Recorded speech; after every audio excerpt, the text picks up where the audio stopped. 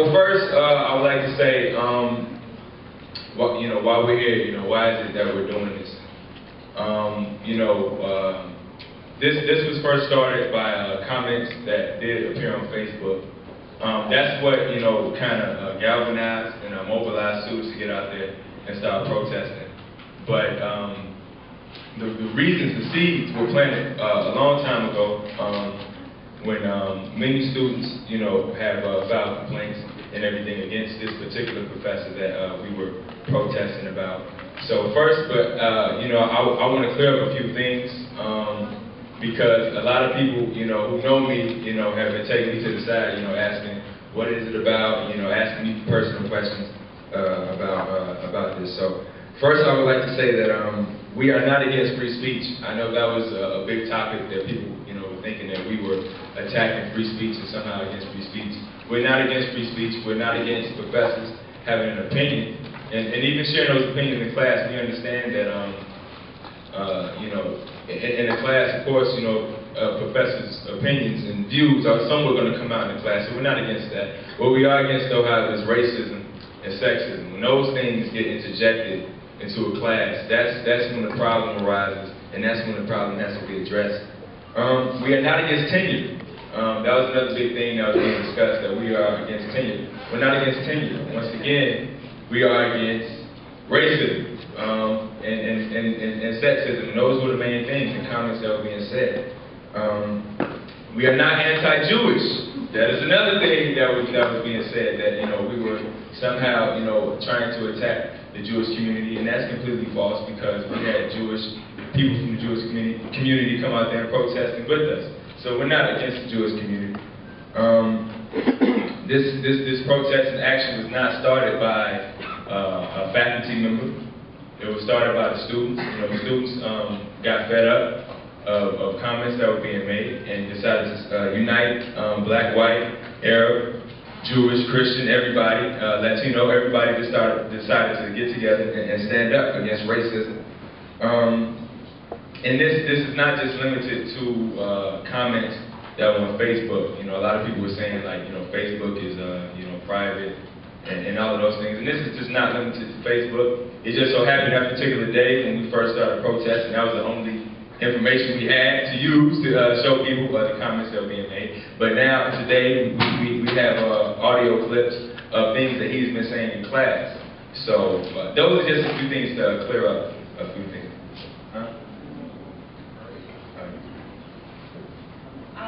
We're going to play one of the audios that we found from Professor Eisnestein's lectures. So, we want to get everybody's idea of what they think about it and, see. Well, first, I would say, first thing I would say, does anybody, because like I said, like Jess said, this is, and Joel said, this is a discussion. So does anybody have any questions on, on the things I just said? I'm fairly new on campus and don't know too much about this professor's classroom habits. Why wasn't anything done beforehand? We didn't have any hard evidence saying, that he was talking about these things in class.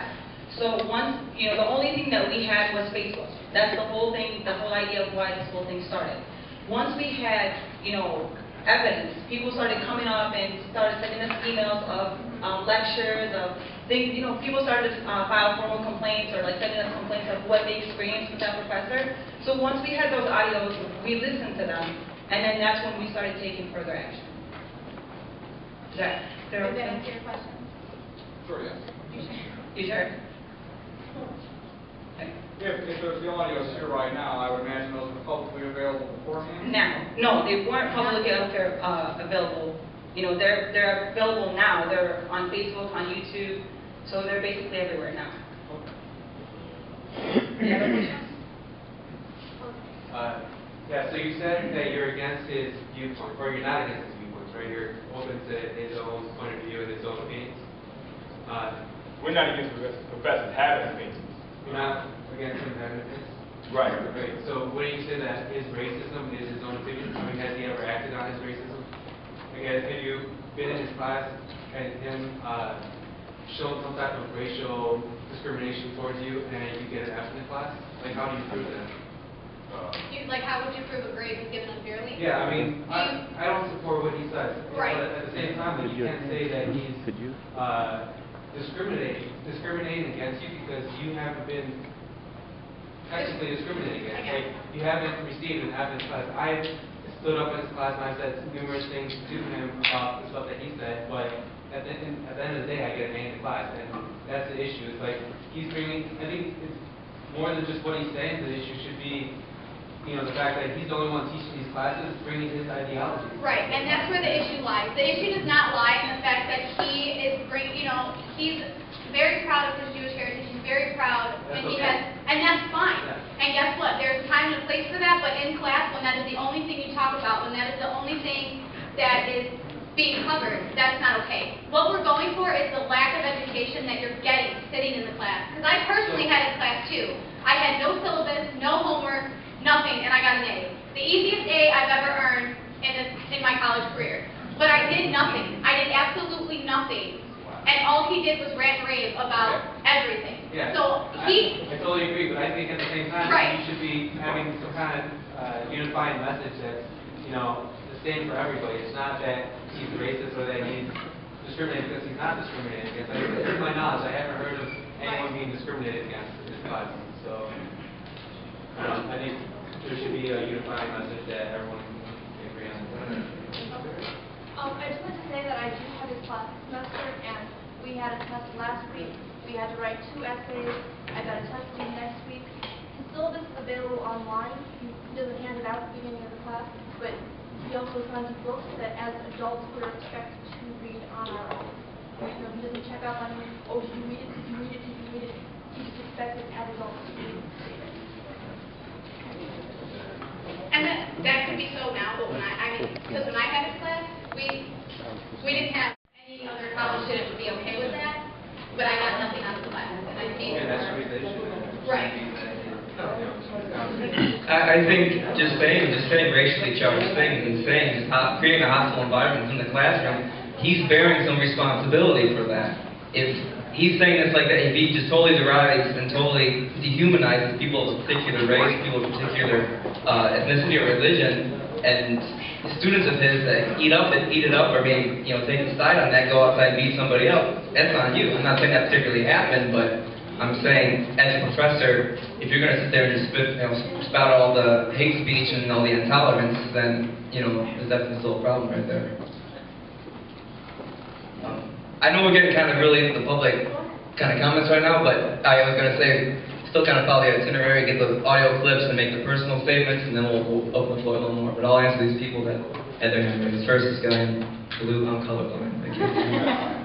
Can you please make a clarification if this is about comments being made that are inappropriate within a classroom, or comments that have no bearing upon the learning process in a classroom, because there are 2 different discussions to be held about things relating to the lecture, about things being said that are just inappropriate and be hateful.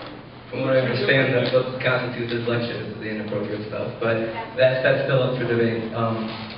Behind you there?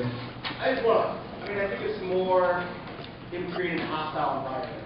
Anywhere you go, whether it's a work environment, a class environment, no matter what race you are, if somebody's constantly talking down on your race, but they at the end of the day, they, slap you in the back and say, nice, have a good day. Does that make it all better because he gave you an A at the end of the class? No, we're not talking about discriminating against grades. I mean, that's discrimination in my opinion, discrimination enough. Like just spewing up there. Does it make it better that he talks down on a certain race just because he gets an A in the class? Absolutely not. Or because even if he gives you a fair grade, that's absolutely not. Just like in a job, I mean, I'm Hispanic, so if my boss calls me, I'll say it. I mean, I don't like using it, but if my boss calls me a spick every day, but he gives me a promotion, does that make it better? Absolutely not. Even if, you understand what I'm saying? No, I totally agree with what you're saying, but at the same time, you got to look at it from the administrator's point of view. To them, okay, that's how you feel, that's fine, but what are the facts behind it? Facts are that you're supposed to be going there to learn whatever, politics and religion. He's the only one teaching the class. You're forced to take that class, and he's not teaching the material. So you guys should be saying, okay, this is the issue. The issue isn't that I feel offended. The issue is that we're not learning what we're supposed to be learning. And if you want to get something done about it, then that's what you got to look at objectively at how the universities look at it. And that's what we've been meeting with the chancellor, constantly, and that's exactly the issue that we brought up, was the lack of education within the classroom.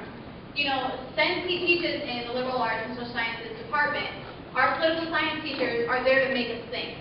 They're there to make us, broaden our horizons about all kinds of things, race, religion, everything, and that's great.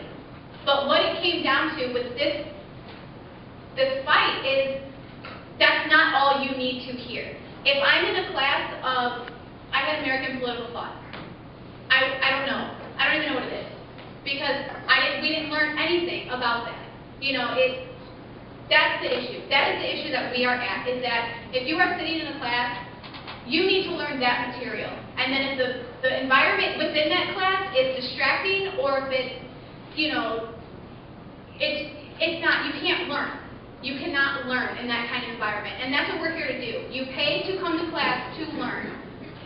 And that's what needs to be done. You need to listen to the material, take notes, take tests, and not be forced to listen to someone's ideology for an hour and 20 minutes. I get what you're saying. And you said exactly what I know. That's what we're doing. I know what you're saying. That should be the goal. I'm saying. And that is the goal. Right. That's what we're doing. Yeah, and we are discussing. Yeah. Well, yeah, I got you. But we're going to go ahead and play the audio right now. So you guys can listen for yourself what the lectures are like within class. And then we'll have another discussion. And the information is inaccurate. Yeah, it's nonsense. It's This is bad one. not even true. It's false. Besides being hateful and malignant. Yeah. Any other hand? Yeah, and You're right here. What's up? What type of material is he supposed to cover in class? Okay, if you didn't hear that, the question was what type of material he's supposed to cover in class. Well, some of the classes that he teaches in the political science department, he's a political science professor. You said you have technology and society, right? So, what is that class about? Since you're in it right now, what is it about? We're learning about how science, the original scientific revolution, how it influenced technological revolution of the 20th century. Okay, well that's one class that he teaches. And then he teaches American political thought that I had him in. I think he teaches a politics and religion class, and I'm not sure if I'm missing one. He may. Dilemmas of Democracy, which is like senior seminar. So for political science people, we have to keep that. What's up?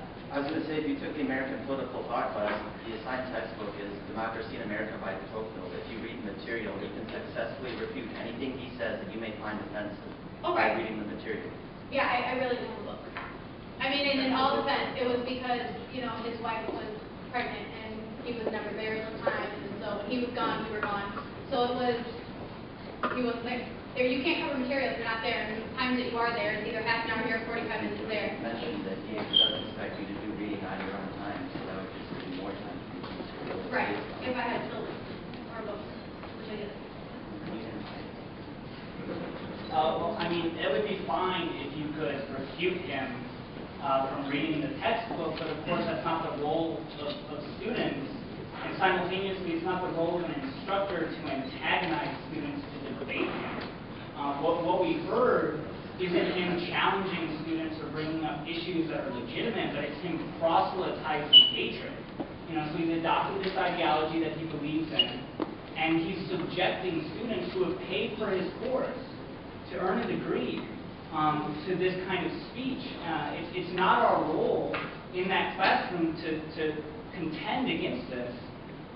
As students, as paying customers of this university, we have the right to a proper relationship with our instructor, and our instructor should maintain a professional role. The guy in the red sweater. I took this class like 3 years ago, and exactly the same thing. Like, he just talks about like stupid stuff and never read through the books. And I went only to his 2 classes, and after that I didn't bother going there, and I got an A grade in the end. All the things that I did was like you know, stuff I wrote in there, and I didn't bother. I knew that I would get an A grade because I knew that. Ash has anything to say. Right. First of all, just judging by his class, the description of the class, he teaches technology and theological society, American political thought. I think just hearing his comments and just evaluating that they're factually, not even evaluating them ethically, I think that he's massively unqualified to teach those classes. Here's a professor who is supposed to teach you about technology, saying that the Arab world did not produce anything of value when throughout the Middle Ages, Europeans went to Arab schools to study medicine, chemistry, and all the things that made technological progress possible, you know. And also, he's supposed to be teaching American political thought, and he dismisses the civil rights movement as a bunch of cold showers. I mean, the biggest episode in American political thought and American political experience.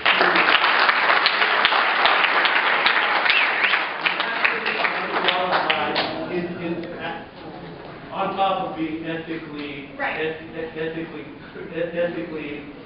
he's unbecoming, comments are simply unbecoming as a professor, and he violates the ethics codes on top of that. Right. I don't want to go as far as saying that he is not qualified as a teacher, because we cannot say that. The stuff he says in class is there, it's in audio, but for us to say that he's not qualified to teach, maybe if he took all this out, it would be a great class. You know, you like the class, right? You're in it? First, I'm going to get you next, but you're in it. You see what I'm saying? Like, the experience I had will be different from hers, and I can say that I don't think he's experienced, but she has it now, and she can say that he's a great teacher, and she learns everything from him. It's just a personal. So, oh yeah, no, I got you, but I don't want anyone to leave here thinking that we think that he is unexperienced or not a good person, okay? Because that's not it. We're dealing with the comments and the hatefulness that just comes out in the class. Okay? We're all agreed. Okay. I would agree that he doesn't like necessarily teach the material 100% of the time. When he does teach the material, you learn it. Today we spent the entire class doing PowerPoint on process of the implementing process. But one thing that I can say about him is that when he does say that dumb stuff that he says, it's the only time sometimes that I feel actually challenged, because I listen to what he says, I'm like, that's just not right. I go home, I research it on my own, and I'll come back and I'll say, you know what, that wasn't right. And you know, you might agree with me today, you might disagree with me that day. When I had it for politics and religion, we got into a fight one day because they had just passed the omnibus bill, and one of the things he was upset about was Nancy Pelosi and her mice. Oh, Nancy Pelosi got $1 billion from mice. I said, no, that's not true. This is what the money was for. This is what it's going to go to. And he's like, well, I don't know what that little Steve. He went home, he researched it, he came back, and we spent almost 90 minutes in class that day, him apologizing to me, telling me, you know what, I was right. She was right, and I was wrong.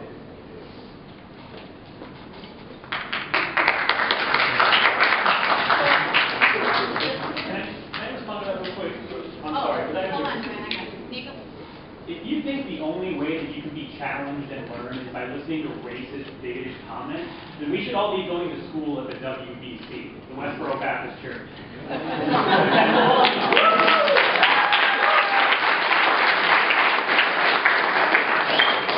Okay. Joanne? So I just want to say one thing about this. I was actually in that class, and that wasn't a technology and society class. That was the class that we actually listened to the clips for, the audio clips. That wasn't a technology class. That wasn't a philosophy class. That was actually Intro to Jewish Studies. But what he said, not that, okay, so when he said it wasn't exactly the best, but what he said does have a lot to do with the topic of the textbook and a lot to do with what he was talking about. The way that the clip ended, he went to the book that Israel had. And that book will explain everything that he was saying. And if you read the book, it'll make sense. It wasn't out of the field. Does it have a picture of a Muslim and a 4-year-old girl? It does not. Oh. That's the textbook. It's very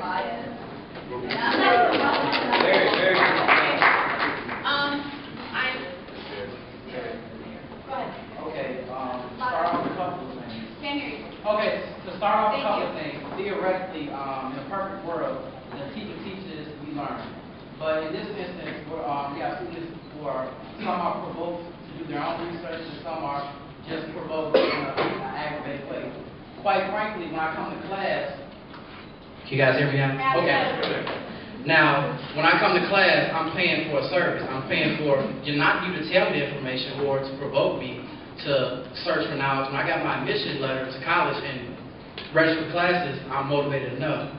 When a professor has a syllabus, and that's supposed to be a guide for the class, you're supposed to go somewhat hand in hand with the material read in the book. If your textbook is not referring to the 1960s, which has been documented as one of the largest movements in African American history for civil rights, and you're saying in class that nothing really happened in that time period, not only are you giving false information, but you're also leading students who may be naive to that fact astray. So you're actually killing two birds in one stone. You're aggravating some students, and you're giving false information to others, which actually is diminishing the level of education you're getting. This is a Purdue brand education. Teachers get audited for getting a Purdue level education. If this is what we're paying for a Purdue level education, and some people are mad, then I think a lot of people will be at the refund office.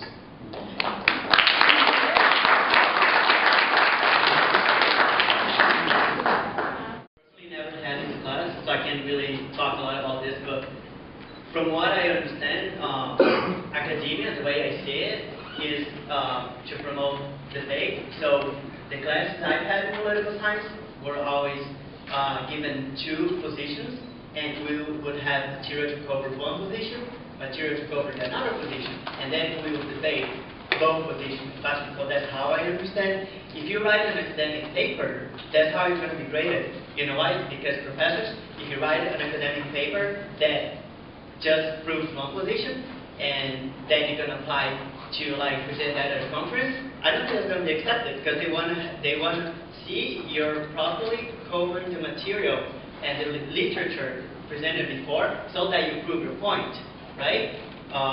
So from the audit that I've seen here, I don't really understand how that's improving me academically, because I want to be able to debate and involve perspectives, not just one. And to be quite honest, I'm an undergraduate student, and I'm really interested in graduate school. And I think that if I apply for a really good school, and they know that I've had classes that kind of really were more about ideology than about academia and how academic debates should be like, I don't think they would accept me. I think they would look bad on my degree. So I just, as a political science student, I just wanted to see something more academic. That's it.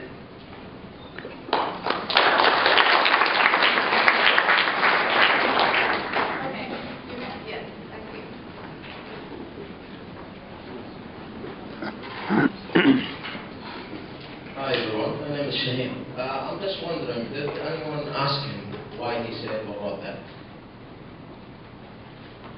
No? Did you? I'm really interested to hear the answer. I mean, I found it really curious that during this lecture, it was wholly silent. I mean, you didn't really hear any student response. And you said that you were in the course.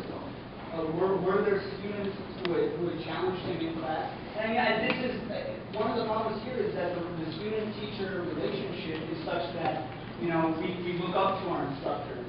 We believe that they are qualified, and when they instruct us, we would hope that what they're telling us is the truth, and we often give them a certain degree of veracity because of their professional position. So, did students challenge him in class? For sure, and on the first day of class, it was during anytime in class, he'll come out and say that he doesn't want you to agree with him all the time. Can you speak louder, please? Yeah, he doesn't have a lot of He'll tell you straight out in the class that he wants you to disagree with him. He's here and he is here. So he needs to have an educated view. He wants people to hear what they might hear in the real world, right? If he's not here to shelter them, and that's what he says. He says that he will say things that you won't agree with, but he wants people to debate. He wants people to come back to it. Like she mentioned, if he sees that you're right, and he does see that students are right, he'll apologize and he will. And do we agree, though, that there are issues that are legitimate debate, and then there are issues that are not legitimate? simultaneously there are issues that are appropriate to debate in a classroom setting, and there are those issues that are not appropriate. I mean, coming to mind, his characterization of the Islamic faith and Arab countries would be akin to perhaps a history professor saying that the Holocaust had not happened. Would it be appropriate if the history teacher made that contention and then we could have a debate about that? Did the Holocaust happen or did it not? Well, I mean, that's an interesting example because that is a point that's being brought up. People are denying that. So that's an appropriate debate for a professor. If he wants a discussion on it. Yeah. Yeah, man, nothing's up on it. He can say what he wants. Well, it's a patently absurd suggestion that the Holocaust has not happened. I mean, it is. So, yeah. When you start to expect him to be called within classes and not be made privy to disputes that we're going to encounter in the real world. Those are just the harsh realities of things. We got to encounter these decisions in life. I mean, we don't pay people in the real world to just, I mean, whoever these people are, we don't pay them salaries to instruct us so that we can agree. I don't want to be rude or anything. I want to be challenged. I want to be provoked. I want to have questions and answers. All right, we're going to go to our next question. You've had your hand up forever. Can you scream or do you need the mic? Mic?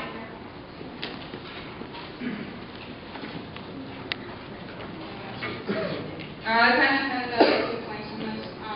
Quality. Let's say I'm a math teacher, and I say to you, 2 plus 2 equals 5. And then I go home. And then it's your point to go home, prove to me that 2 plus 2 equals 4, not 5, then come back to me. What kind of teacher am I to you? That principle can be applied to any kind of class. You shouldn't have to go home and question every single thing that you talk about your professor. That is their job to provide you with the correct information from the get-go.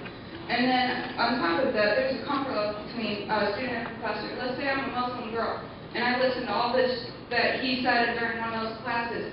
How comfortable do you think I would be walking up to that professor and then telling him that this is how I feel about that? No, he probably broke me down to the point where I was almost in tears by the time I walked out of that class. And I can imagine most of these students who were in their class probably did feel torn down and did feel like they are not comfortable to go up to this professor and tell him, hey, this is how I feel about what you said about me and my people. So, no, I don't believe that that is acceptable for him as a teacher to make his students feel like they can't even come to him and talk to him about these things.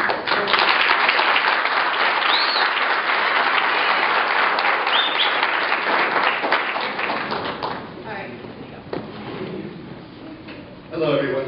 My name is Charlie. Some of you guys know me. Nate, what's up, man? You made a really good point about the paternal role that we, I think, examine.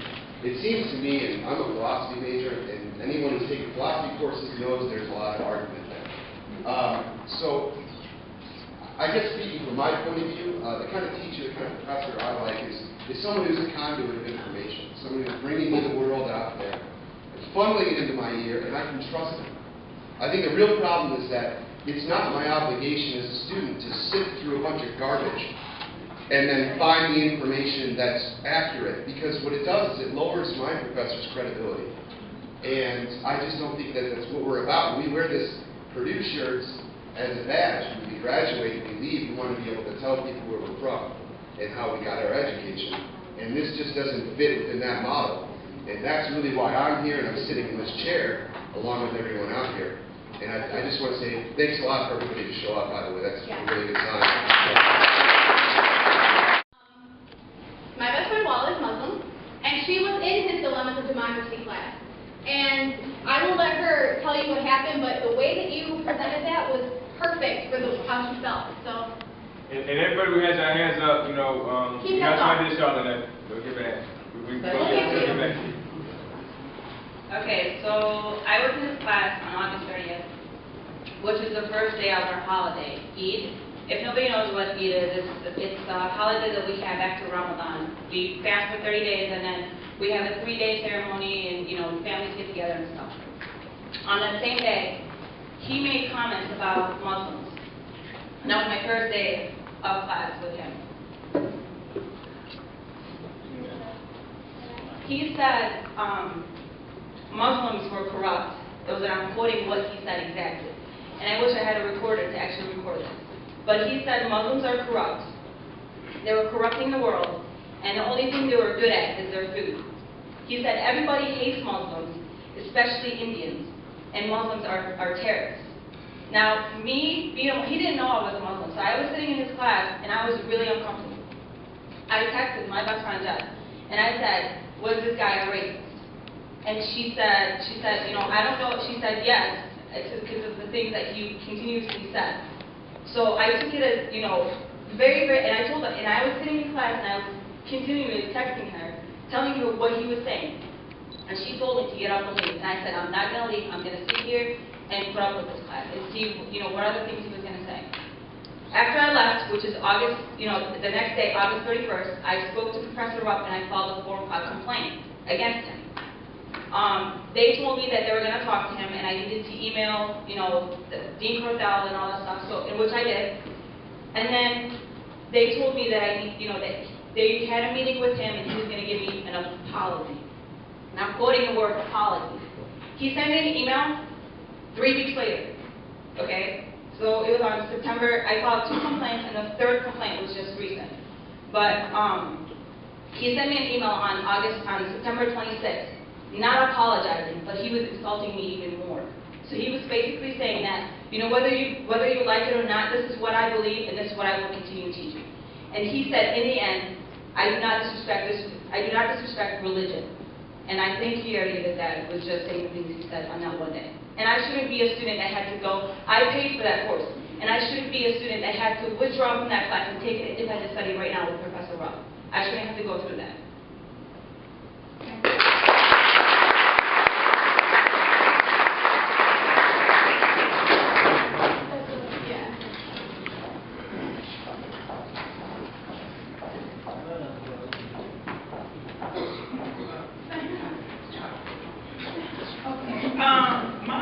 Question is, because when I first heard about it, because I was actually supposed to take a political science class with him, and I had asked a couple of friends about him, and they were like, oh, easy A. That was the first thing that they said about him. And then when I heard the protest about him, I had wondered how Muslim students and black students in this class, I wondered how their grades panned out. And then when I put together easy A, along with what he's been doing, I wonder if a Muslim student would have got an F, or a black student would have got an F, or any student would have got an F. Would those end-of-the-year reports that you have to fill out be different? Would you have reported it quicker if it wasn't an easy A? Do you care more about your grade or your integrity, is basically what I'm asking. Because clearly, if he was giving out Fs to Muslim students, he would have been gone. So why are we being so quiet all of a sudden? Because of their grade?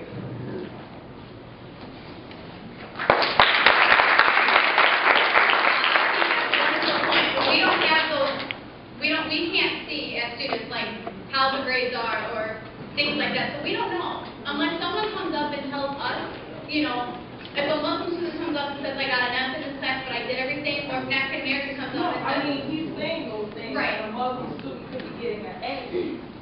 Why didn't that Muslim student speak up because he got an A? It could very well be because it's an EPA, because even before, they always say the class is an EPA. So It's required classification. And it's required classes. So they have to stick with that. I have to be up there. Okay. Hey everybody, it's me again. Hey. But one thing I have to say to the comment I heard earlier over here about him saying, using the word idiot, like what you said, like water or something? He uses the word, some people use the word off. Okay, the first thing I would like to say is anytime, just because an insult is used frequently, that doesn't dilute the meaning. I have ancestors, I have grandparents. My father was close to 60 years old, and when he was growing up in school, racism was still a big thing when he was in high school. So people being called the N-word every day, just because they were called it every day, that didn't mean that it didn't hurt or that they weren't affected by it. I don't care where you are in life, but you should never become comfortable with somebody. I think it's a sad day when you become comfortable being insulted, especially in an institute where you're taught to be open-minded. I think that kind of like goes against what you're being taught. You're taught to be open-minded, but then again, you're also being taught to take insults. And you're also being taught that it's okay to be a bigot or to be racist towards another race or religion, or to give out false information, because at the end of the day, we're paying them for a service. If I go into McDonald's and they don't give me a burger, bottom line, you don't get paid. You can't not give me a service and then expect me to pay you. If I'm paying you to teach me and to guide me, to the right track for my information, you shouldn't be giving me your opinion, bottom line. I mean, there's nothing against professors giving their opinion or being outspoken, but like I said, there's a time and place for everything. Your opinion belongs in your personal life, not in the classroom.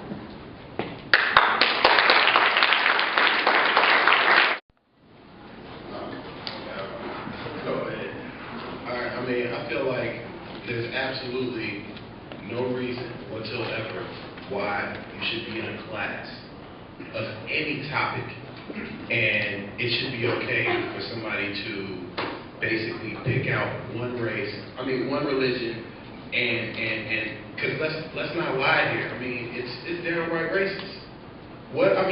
Who are Muslims? Most Muslims are black. Most Muslims are Arabic, of some Arabic descent, from Africa, period, which is basically a minority. So you're basically just casting out one group and calling them all, just all barbarians. Are you serious? I mean, Jeffrey Dahmer was a Christian, but are we going to base everybody, who's a Christian off of the fact that, one guy ate a whole bunch of people? I mean, seriously, it makes no sense. It's retarded. And I'm supposed to give this guy, who's supposed to be a professor, credibility? Are you serious? Listen to yourselves. Just because you got an A, you're going to sit there and take that? You're just being socially raped in a classroom. Oh, but you can have this money. Here you go.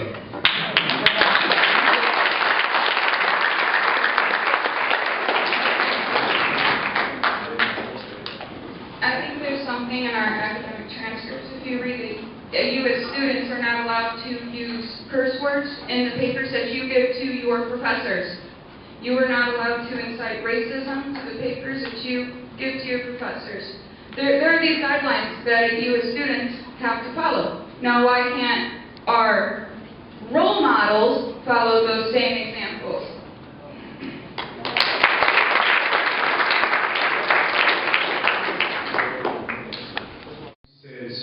Going to high school with you, Griffith.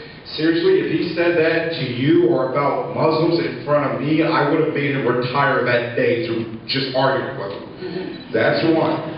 Two, yeah, that's two. Okay, I'm sorry, but saying like, okay, nothing really happened during the civil rights movement. Okay, say that to those of us who lost grandparents, those of us who lost parents, like in the civil rights movement, and I'm not just talking, I am not at all just talking about black people, I'm talking about both white people too, because believe it or not, I'm, mixed, white mother, black father, and we all lost people, we all lost people during the civil rights movement, we all lost people that died during the Holocaust, from like green, white, gray, black, whatever. Two, the fact that this man actually said that it was a good idea to shoot every single Muslim in the forehead, he should have been fired. I'm sorry, that's not okay to say on a college campus at all. Later. I had a question about that, why people weren't reporting in class. I mean, imagine if you were one of these people that he was constantly talking out on. I mean, there's women in here. I don't know about, maybe I just heard he referred to women as bitches in there. Did you say, I'm pretty sure he said bitches somewhere.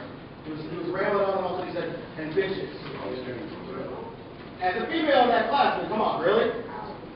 Also, like what she touched on, you're constantly, your race, your ancestors are being, basically verbally punched in the face. And you kind of start class, kind of sit on your chair. I imagine you just kind of, slowly sink down to your seat.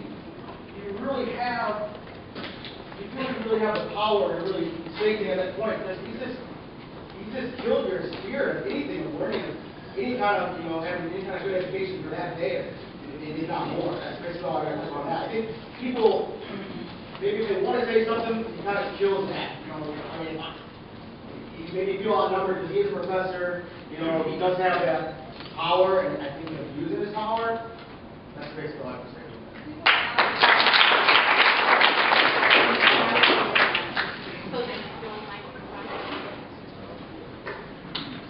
All right.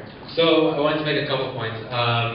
Somebody said something about it being the same as a math class, 2 + 2 equaling 5. I don't think it's the same thing. I think I can appreciate the fact that he opens up different views for us, and he's basically giving us the same perspective we're going to get if we're in the political science world. So if we're going to be a senator, yeah, it is. Let him speak, guys. Not big. I think some of the things that he says are so comical, though, that we can just kind of laugh it off half the time, but the other half the time, they're so intense that you want to get up and say something. And I think we can appreciate the fact that he motivates you to do something about it. Half of you guys, how many of you guys have been sleeping in class? I know you guys have. And a lot of you guys don't pay attention, and when he says something like that, it enrages you, it gets you upset. It got me upset. When he said stuff about Latinos, I got up in front of the class and I gave like a whole lecture for the whole hour and a half that we had class. I was really upset. And I've had a lot of you guys that I've met, a lot of Fawaz, I've met a lot of you guys, I've had the chance to work with a lot of you guys, I love you guys, and I don't appreciate the stuff that he says to you guys either. But there's a logical way of going about this, and I think we can thank him for getting us motivated to not be apathetic and actually do something. So the question is, are you guys going to sit around here and keep complaining about the same thing people complain about? We can all appreciate the fact that, yeah, he is, in our view, a bigot, a racist, whatever you want to call him. We don't like it. Well, get up and do something, and I think that's what we're doing here. And I think it's a good show that we have so many people trying to stand up and do something about it. Now the next step is, are you going to actually do something or not? Yeah, well, you can just sit here. Okay, guys, okay. This is what You're allowed to listen. Martin Luther King. That's who influenced me. Muhammad Gandhi. That's who influenced me. I'm not going to be influenced by a racist bigot. It makes no sense. And then, to answer your question, something's getting done right now. So why are you letting us do that? Doesn't make sense. Something was getting done. I said, what are you protesting? Is it what he's doing in the classroom, or is it the fact that he's a racist bigot? There's no doubt that he is. Okay, the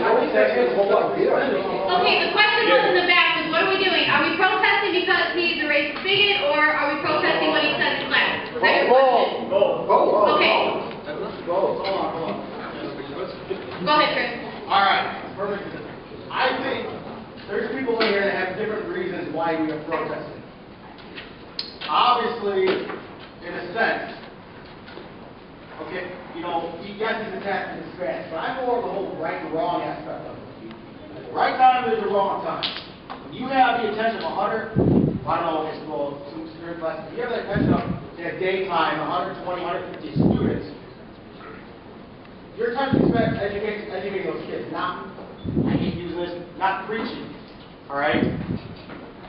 You know, I really don't, you know, I'm kind of just locked up. I'm more of the right and wrong aspect. I'm proud of the school. Yes, I am a graduate. I graduated from school 1 year ago. I'm right and wrong. Obviously, Walla is the Muslim aspect. I'm more of the whole thing. We all have different reasons, and I honestly feel every reason that we have, legitimately, is a correct reason. We all have different reasons for different things. Mine's right and wrong. Obviously, what he's doing is, in this scene, and I don't really think that any atmosphere is right. I mean, I'm in a law enforcement career right now. I'm a correctional officer. Are you kidding me? If I said anything like what he says to any of the African American inmates, I would be standing. And I mean, that's why I'm scared. I'm scared for the safety of this campus when you have teachers like this provoking hate. Either provoking hate.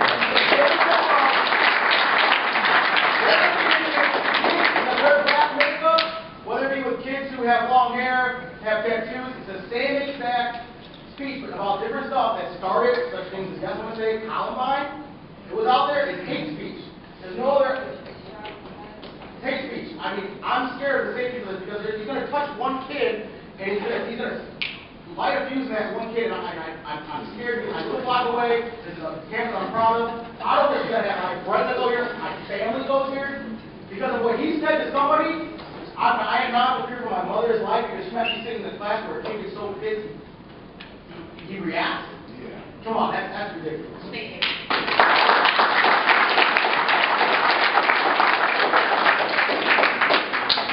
Solely concerning the quality of the information presented during lecture, I completely agree with the young lady who gave the example of 2 + 2 = 5. There is definitely an issue with information being right and wrong. And while I definitely also agree with the quality of debate and open discussion in class, you cannot possibly have meaningful debate over facts that are wrongfully given and completely incorrect. There's no point in debating over what is right and what is wrong.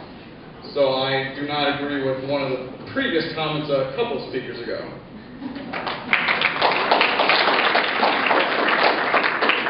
As far as people defending him in the respect that he has freedom of speech, I would like to respond that, well, yes, he does have freedom of speech.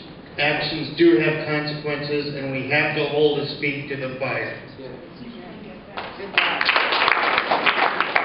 Well, just to be clear on my behalf, I'm not here because he's a racist. He's free to do that. That's one of the great things about our country, is that you're free to be whoever you want. Am I happy that he's a racist? Absolutely not. Am I going to tell him that he shouldn't be a racist? That's not my responsibility.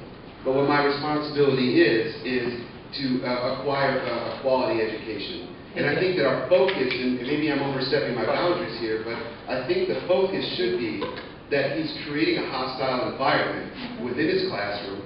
He's not performing his duties and his obligations as a professor, a tenured professor of political science.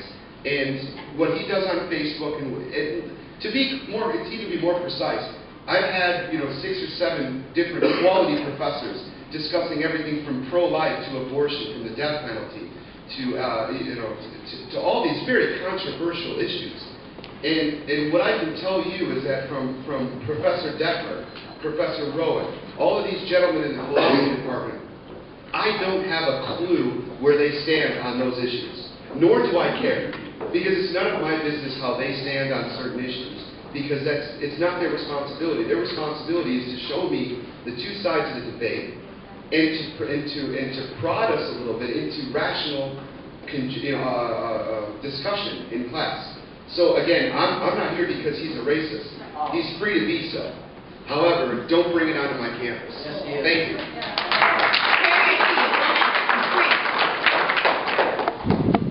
Okay, what I had to say in response, a few of the students I know were saying that I know the young man in the back said, why haven't students stood up and said something? And actually, that's a bad thing. If you're in a class and your students are afraid to speak, that shows a reflection of a professor that should create an environment where students will feel comfortable enough to express and exercise their First Amendment right. That's a bad thing. That's something wrong with the professor, not the students, where the students aren't being able to talk. The fact that I can listen to that audio and hear nothing but him talk throughout the whole class is not a good thing. That's a reflection upon his quality of teaching and the materials being taught. Either one or two things. You're inciting an environment that doesn't hold the capacity for people to learn efficiently, or the information you're giving out is so incorrect that you need to spend more time trying to decipher right and wrong than participate in the discussion itself.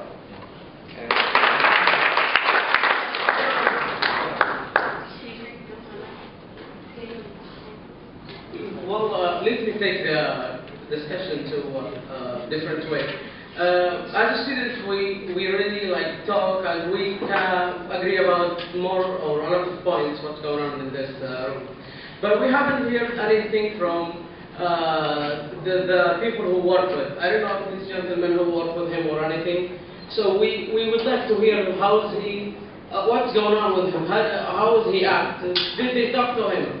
Did they advise him to stop doing that? This is first. Second point, I am very 100% sure there is something wrong with Purdue administration. And I'm strongly saying this, I'm not saying that. I really love the school, the campus, the atmosphere, every single thing of this, but since there is every single semester evaluation for every professor, And as someone said, there is a point against professor or what he said or whatever point, and the Purdue administration, they don't take action, there is something wrong with this. Thank you. I was just going to say, as far as the whole him not teaching what is relevant to the course goes, there's plenty of teachers who suck. You know? So, being real about it, the thing that has everybody up in arms about this is the whole discriminatory nature of what he's saying. So, what is the problem with having a dialogue with this man? Because the way I see it, long term, even if you get him fired, it's not going to stop the next Eisnestein from being hired. You know, if you just get him kicked out without having a dialogue with him to understand what it is that has everybody up in arms about it, and so that he gets it in his mind. Why? Because he's looking at it like he's at home chilling, relaxing. You know, he's probably thinking that, well, it's just a bunch of crazy kids pissed off about something that he said. He's not going to take the time to understand our point of view unless we bring it to him. Because we can sit. We invited him to this event. His little supporters right here. They had I gave them flyers. I talked to the guy right there and told him that I was welcome to this event. And with that, we have, you know, in the past, like with Wallace's experience, he had the chance to come out, you know, to talk to her individually, because, you know, she went forward and said, this is what he said, and this is how his class goes. And the apology that he had written pretty much insulted her and added salt to a wound. It said, you just don't understand, this is the class that I'm teaching. I wish you had the apology because I would read it for you. But I can guarantee you, he may say sorry, he may come out and say, I didn't know it was E, I didn't know it was this A, B, and C. But when he says sorry, it's forced, and it's not sincere. And so, we're beyond talking at this point. This is the next step. So that's what we're going with. We're going with the next step. Sorry, I'm typing my notes. I was just curious, how many people in here are political science majors, not criminal justice? Yeah, that sounds very many. If you guys haven't noticed, the political tone in this country right now is really harsh. And as a political science student, as somebody who plans on going into politics, having a teacher like this who challenges me, who makes me want to go out there and fight for my ideas and beliefs, is going to prepare me to go out and fight those, you know, I'm a Democrat, I'm going to go fight those Republicans who I don't agree with. And the fact that, you know, there's so many people in here that aren't political science majors, they don't understand. When I started college, I was going to a fine art school in Chicago. I was painting, I was sculpting, and then one day I said, this isn't fun. I want to fight with people for a living. And when I go to his class, it's exactly what I do, and I'm getting the experience that I want.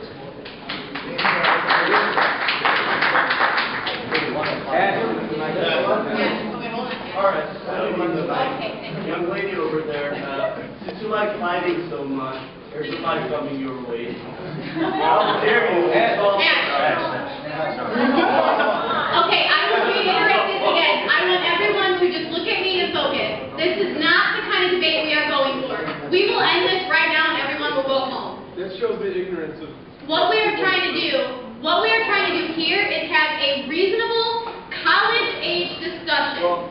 Okay? We are not attacking anyone. We're not attacking the people who like Professor Eisnestein. We're not attacking people who don't. It seems our standard of discussion is above Eisenstein's standard of instruction. I mean, this is absurd. I mean, it is very good that we're being civil, but, I mean, what she said was just absurd. Well, no, what she said was that she... We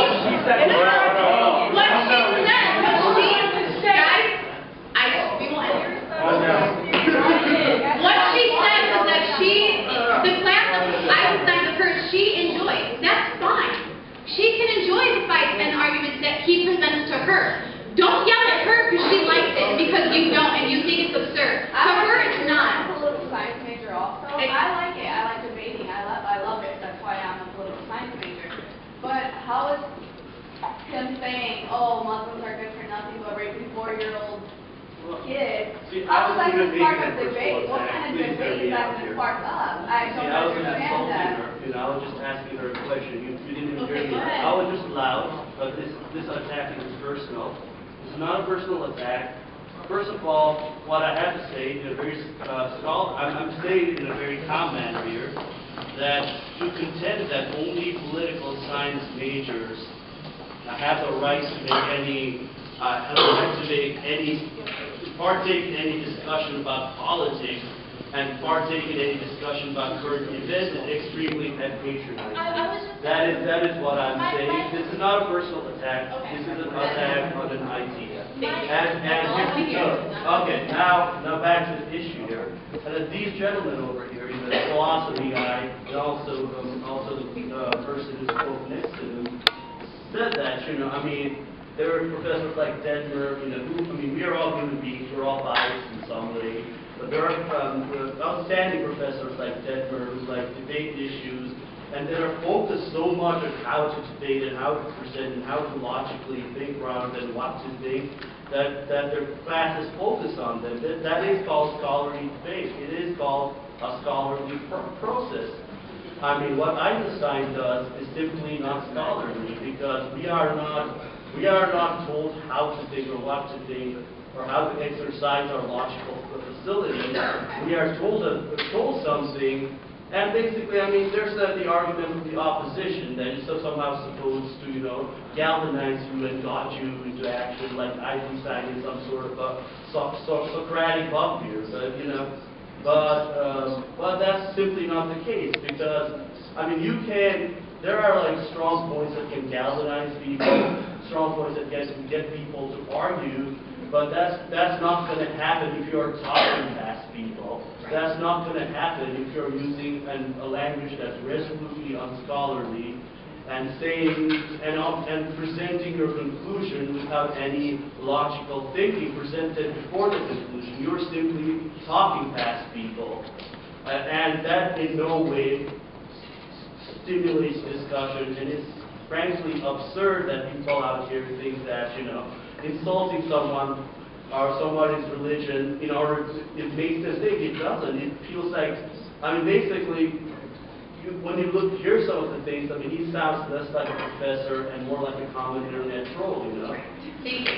Chris, go ahead. That's what I earned. That's fine. I understood where you're coming from that. The one thing, and maybe it's kind of like Eisenstein using the word idiot. One thing you hear from, obviously, a lot of the kids against Eisenstein is we talk about it's okay for debate, it's okay for discussion. You've used it like 4 or 5 times, and another Eisenstein supporter used it. You said, fight. I don't go into class wanting to fight. I don't think any students should have to fight in class. There's a big difference, in my opinion, against debate, discussion, and then fight. Fight's something that happens on the streets, and you're in these seats right now, so you don't have to go out in the streets and quote-unquote fight. I don't think anybody should have to come to class basically to do stuff. I mean, ready to have a fight with a guy. Even verbally, you know what I mean? Verbally, come on. What's your? There's a line between discussion, debate, and then a fight. I mean, it's not.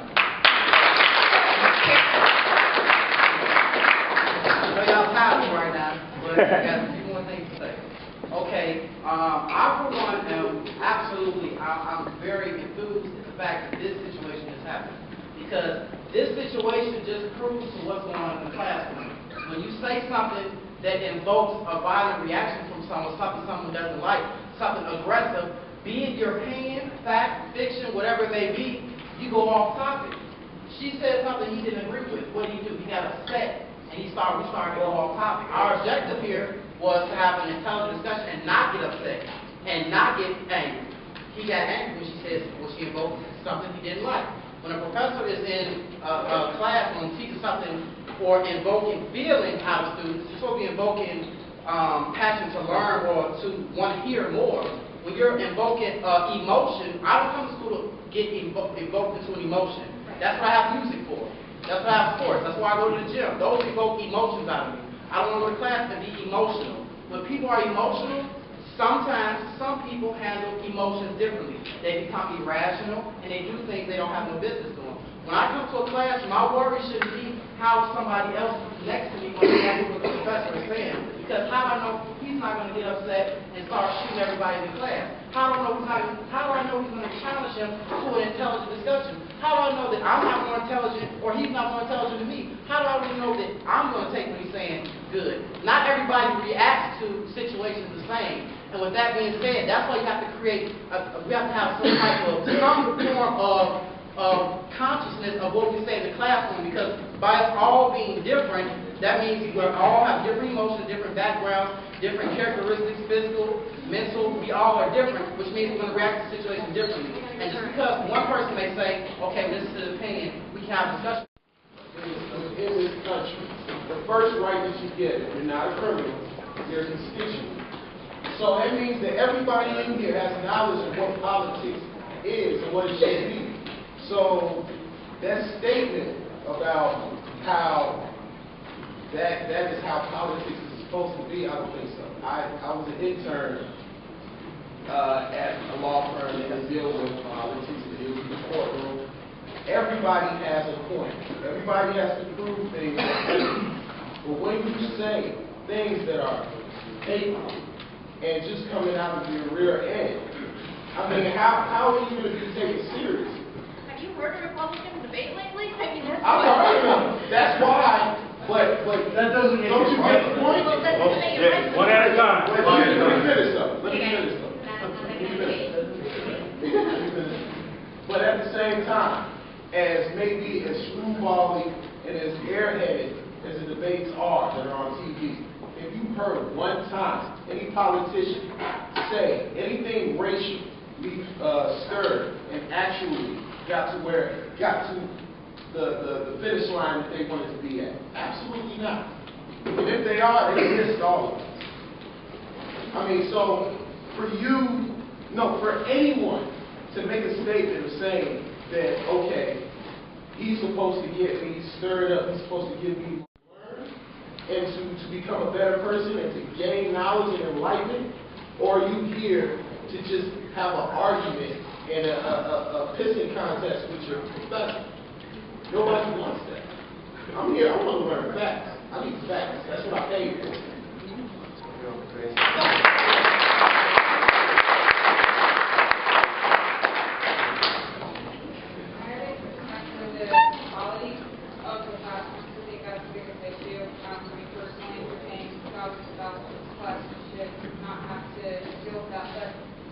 He teaches a lecture class, right? It's a lecture?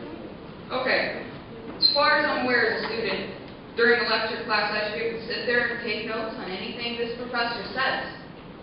Now, I have just a couple notes on what he said, quote unquote. For 2,000 years, Muslims have not done anything for society. Muslims are raping 4-year-olds.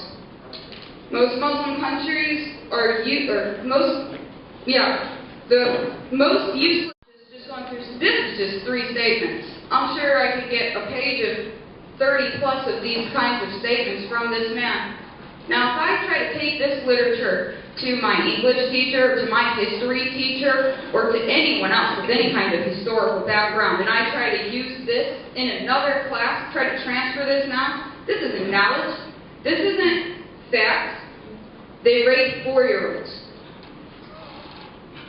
Anyone of any race or whatever, so I just feel like for him to be saying these kinds of things in a lecture class and for students to be able to just hear them and just, we're supposed to just pick out, cherry pick, I'm not going to use this and I'm not going to use that because it's not right, but then I'll use this and this and that. You should be able to use 100% of anything that your professor is saying up there unless he specifically says, this is not academically, so, yeah, you know what I'm saying? So, I just feel like that this is not quality of any fashion, of any form. This is not facts that he is giving you.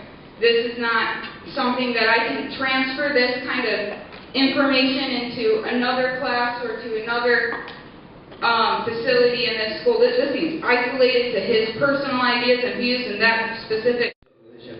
I guess he has to face some consequences also for saying stuff like he said. I don't know him personally. I haven't had the chance to take class.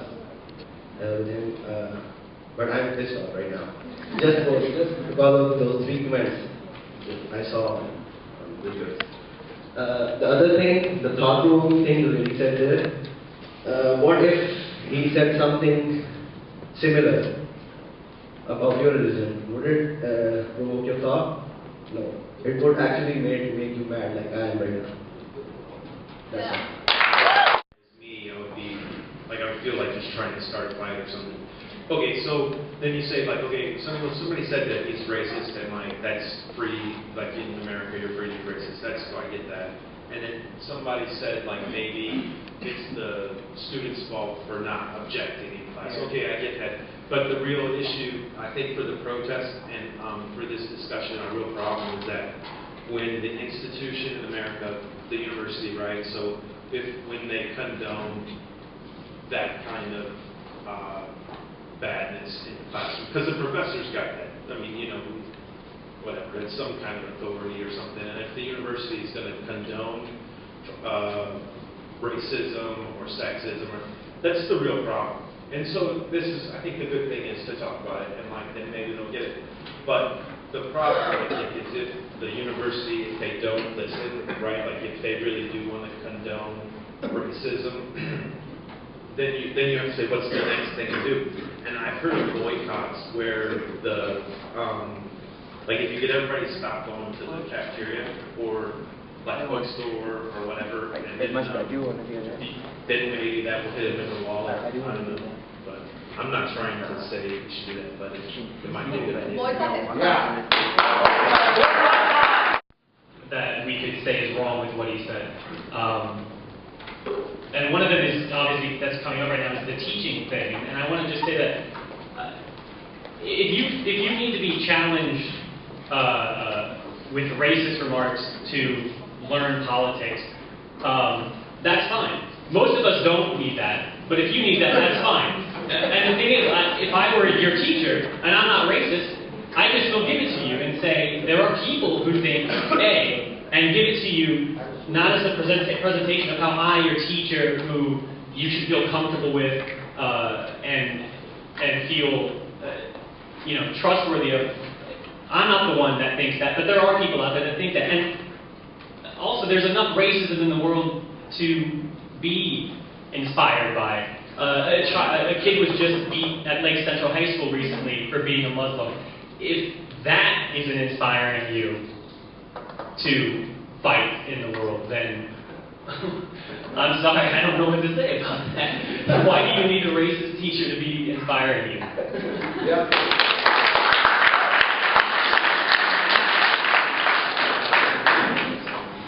I think I should just say something about the Lake Central incident. I'm a graduate of Lake Central, and I still keep in touch with some students who go there, former teachers of mine. People who were there are saying that it was not racially motivated at all, had nothing to do with racism or bullying, and there's even some people telling me the kid who got beat up instigated the fight, so it doesn't change anything about Eisnestein, but just want to be careful about what you comparing this to the Eisnestein issue. No. Student reported it. Student reported it, but they ignored it. How long are we going to ignore this issue? Let's get one mic. Let's get one mic. Okay, back to the Eisnestein issue. I had a hand up over here.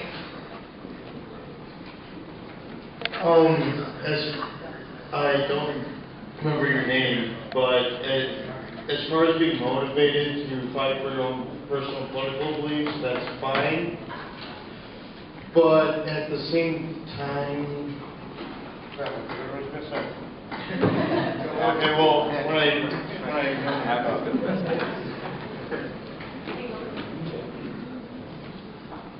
Well, okay, so you enjoy this class because it motivates you, and I can appreciate that. I suppose I can understand that to a certain extent. But we also have to appreciate the fact that we're having a unique experience, whereas you may be motivated by his comments, there are people who are being brutalized by them. And we have to appreciate their experience within that class and the level of uncomfortability and discomfort that revolves around it. So it's okay that you you like it because it motivates you to fight, and that's a curious idea. But nonetheless, we have to understand that we are a single. The pro-Eisnestein crowd keeps shouting, freedom of speech, freedom of speech, freedom of speech. Okay, fine. I respect freedom of speech, yeah, but the second freedom of speech, you know, the second a person decides to take that freedom, load it with untruths, and use it as a weapon, they lose, you know, they no longer have responsibility and ability to exercise that freedom. That's one, and like, on point number two, this is a lesson for everybody in the room. When you go into any institution, for a career, for education, for anything, make sure that you have your values down straight from like the point of entry into the door, because this is a perfect example of systems and institutions not being able to effectively police themselves by allowing this business to continue on a college campus.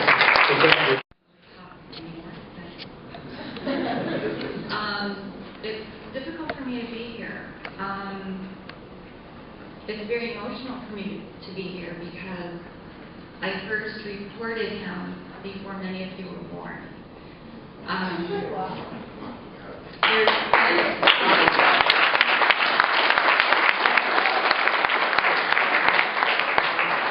it's emotional to listen to that, even though I already listened to it on YouTube. And that's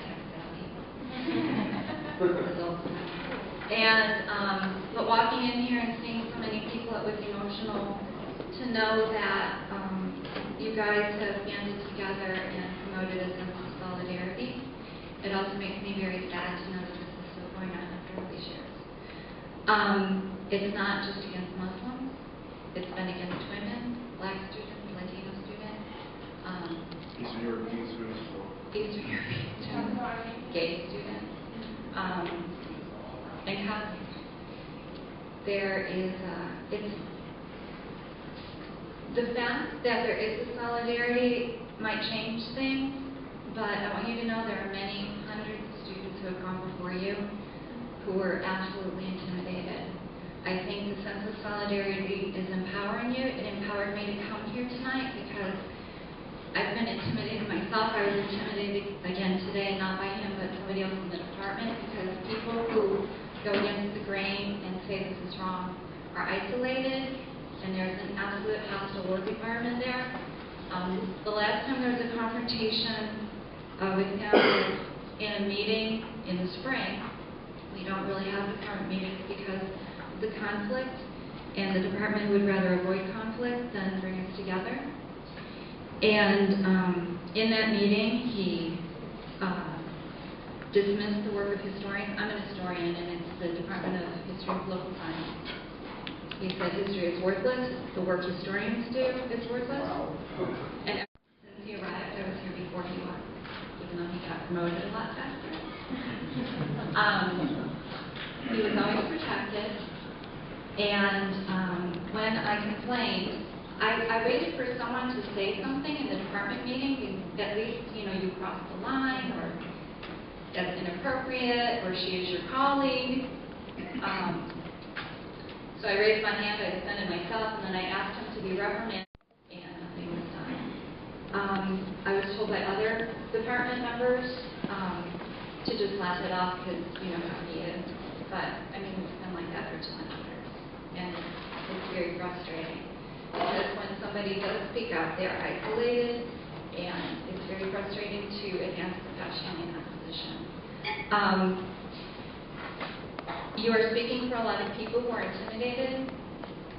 I absolutely believe in difference of opinion and debate, and I encourage you to look at websites like criticalthinking.org, where you can learn more about real critical thinking skills and how we meet bias at home when we come to the university, or we try to learn how to do that. And students should be able to expect to come to a classroom and have their professors teach the truth we know that there are different versions in history. There are many versions of history, but we base it on evidence.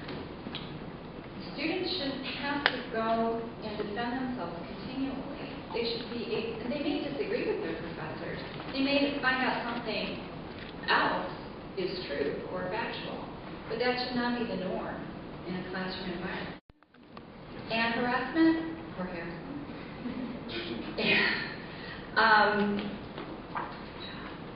But students have a right to enter into a classroom and not be afraid to speak up. And you can see that students don't. So, and it's hard to speak up any longer in the department. But you empowered me to do that tonight.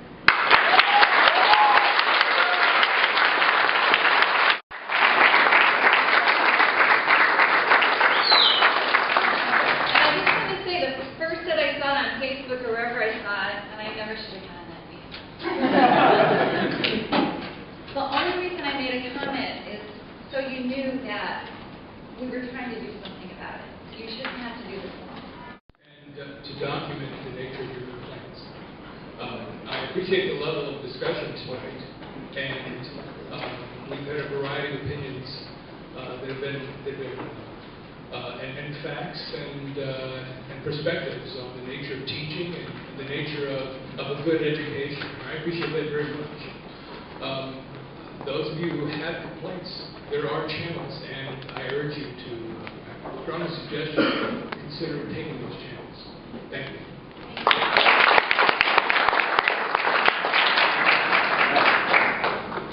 You've been in those channels for 20 years, right? Well, maybe those are effective.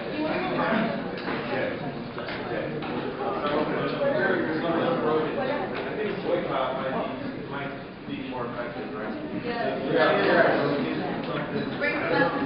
I do want to make it clear that we are going through the proper channels. I know you guys saw us out there protesting with signs, but that wasn't the first thing that we jumped to. I had at least 10 meetings before that even happened to make sure that we were doing everything the right way. Complaints have been filed, the proper paperwork has been in place multiple times. We're doing this forum so you guys understand that, you know, being leaders up here helping out, we are doing this the right way. We are not just spouting out stuff. So, for 20 years, you're right, maybe it didn't work then, but like you said, as a student body, we are now, we have each other's backs now, okay? We have people out there who are protesting with us, who are able to have your back. If you don't have support, you're going to fall. And that's the big issue. We need as much support as we can from everybody to make sure that this is successful. And in the past, maybe that didn't happen. But now that we're forget about the past. We are here right now. We are doing this right now. And so right now, we want support from all of you, all of your friends, the family. It doesn't matter. We just need the support to go through with what couldn't happen 15, 20 years ago. We need it now. So we're going to turn this over to Joel.